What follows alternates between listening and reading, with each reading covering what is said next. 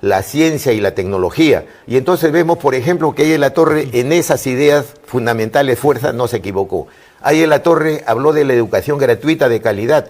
Y hoy estaba conversando con un amigo y decía que trabaja en una universidad y que esa universidad tiene un comedor o un patio de comidas con desayunos, con alimentos, con frutas, tienen médicos, etcétera.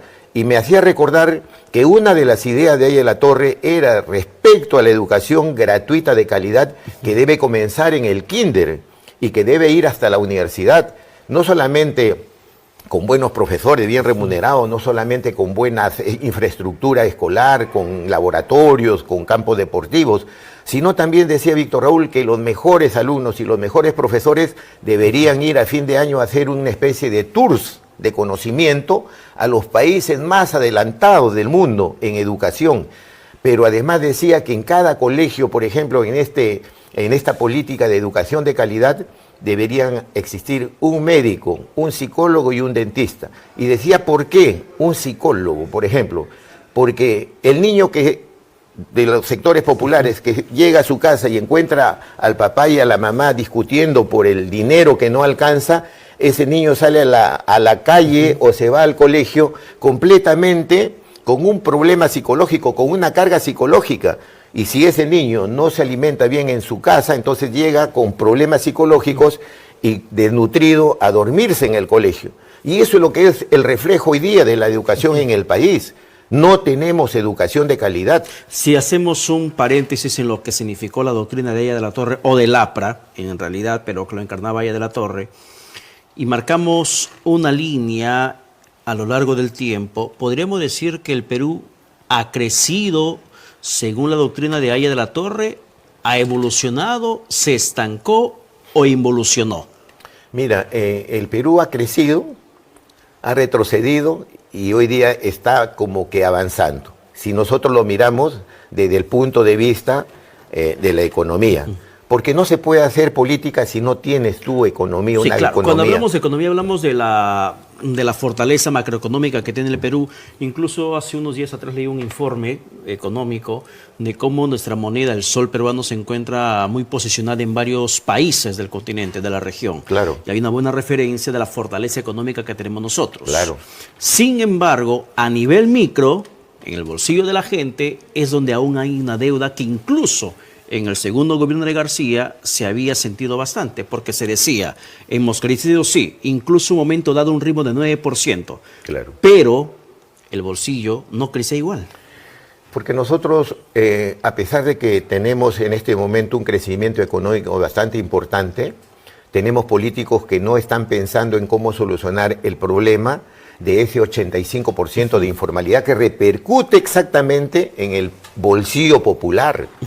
En el bolsillo popular. Y no se siente ese pan con libertad que tanto exactamente. Entonces yo digo, si tú tienes en el BCR 85 mil millones de dólares, ¿por qué nosotros no tenemos políticos que digan, si tengo este respaldo, ¿no?, de mi crecimiento económico, existe dinero barato en el mundo, ¿por qué no traigo un crédito que le dé yo al microempresario, al mediano empresario, ¿no?, al pequeño empresario, un crédito de 1 o 2%?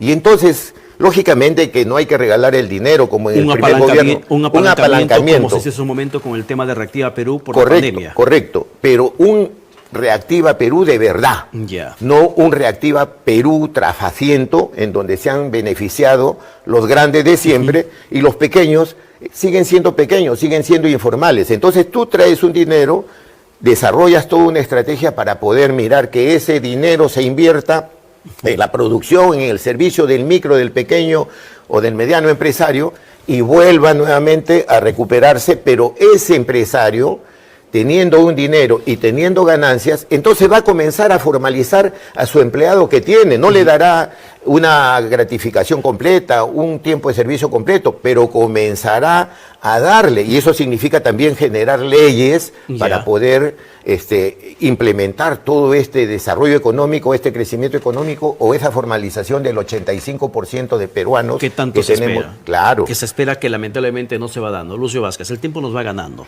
pero esa visión política entiendo que aún se mantiene, se conserva en el APRA. Pero ¿quién lo podría hacer realidad de aquí en adelante? Aya de la Torre, obviamente no está. Alan García, sabemos que no está. Pero ¿quién va a heredar ese legado político? ¿Carla García? No, Carla García es una excelente compañera seguramente, pero no tiene formación ideológica. Ella no tiene formación doctrinaria. Ella ha llegado... Ella es una reciente militante. Una militante reciente. Entonces, el partido necesita ofrecerle al país cuadros que tengan formación ideológica, como lo tuvo Alan García, como lo tiene Carlos Roca, como lo tiene Lucho Negreiros. ¿El solo hecho de ser hija de Alan García no le hace ya presidenciable? No, yo creo que ahí estamos entonces cayendo en esta dinámica frívola de la política en el país, ¿no? O sea, hoy tenemos 45 partidos políticos. ¿Por qué? Porque todo el mundo ha entendido que yo voy a solucionar mi vida metiéndome a la política o haciéndome político, y esa es una irresponsabilidad tremenda. Y es la razón por la cual estamos así en estos momentos en el país. Claro. El tiempo nos sigue ganando, pero tú escribiste 2 libros y además un ensayo sobre Aya de la Torre. Escribiste Docencia y Decencia, escribiste además Leyenda y Legado. ¿Qué es lo que te marca o qué es lo que reflejas en esa literatura que como político, como escritor has hecho? Sí, en realidad yo tengo ya escrito 8 libros, incluidos los que me acabas de mencionar tú. Pero esos libros, por ejemplo, lo he escrito con Roque Benavides. Con Roque Benavides hemos escrito Víctor Raúl, el ser humano, Víctor Raúl, Docencia y Decencia, Víctor Raúl, Leyenda y Legado. En el caso de Docencia y Decencia es un poco lo que estamos nosotros viendo hoy día, porque el APRA no tiene una fuerza en la ciudadanía, porque el APRA electoralmente todavía no figura en las encuestas, en un lugar interesante, ¿no? Y eso de Docencia y Decencia es porque recogemos ahí todo el legado de Aya de la Torre, escrito por él desde 1919, que comienza en su lucha por la jornada de las 8 horas, hasta 1979, el 2 de agosto, que se va pues al encuentro de sus padres y de sus queridos compañeros y amigos. Tiene que ver mucho con la vida, con el ejemplo de Víctor Raúl, la docencia, la decencia que él nos dejó como legado. Su vida, fue presidente de la Asamblea Constituyente, y el Estado y los legisladores le asignaron un sol porque no podía ejercer la presidencia si él no tuviera una remuneración. Pero ese fue un cheque que quedó ahí, que lo donaba a los dirigentes de los trabajadores, a los políticos que venían a visitarlo, como diciéndoles, miren, el político se ha hecho para servir, no para servirse. Víctor Raúl vivió en la casa prestada de su prima hermana Mercedes de la Torre de Collar, abuela de Roque Benavides, ¿no?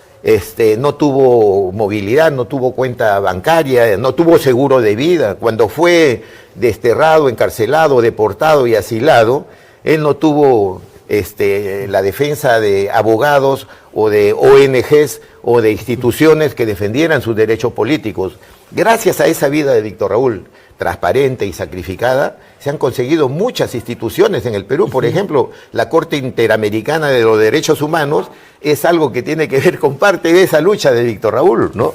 Y de todo ese legado que tiene que ver pues con esos 84 años de vida de Víctor Raúl, y que seguimos investigando. Yo sigo estudiando, sigo investigando. Y sigues escribiendo. Y sigo escribiendo, y seguramente para el próximo año estaremos también con Roque presentando 2 o 3 libros más.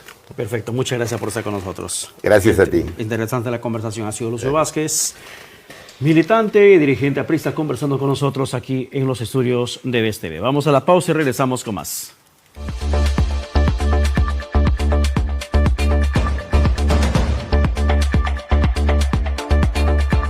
BES Cable premia la puntualidad de sus abonados con un gran sorteo por Fiestas Patrias. Ponte al día en tus pagos y participa en nuestro sorteo, en el que podrás llevarte un premio de 2.000 soles, un premio de 500 soles, un premio de 300 soles. El sorteo se realizará el día lunes 28 de julio a la 1 p.m. a través de BES TV. Ves Cable para todos.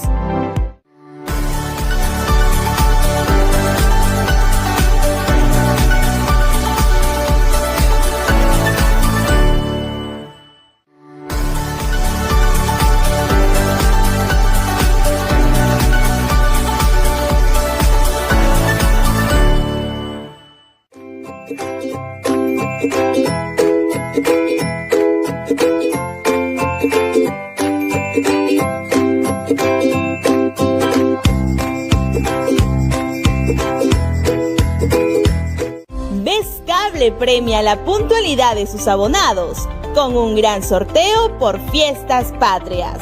Ponte al día en tus pagos y participa en nuestro sorteo en el que podrás llevarte un premio de 2.000 soles, un premio de 500 soles, un premio de 300 soles. El sorteo se realizará el día lunes 28 de julio a la 1 p.m.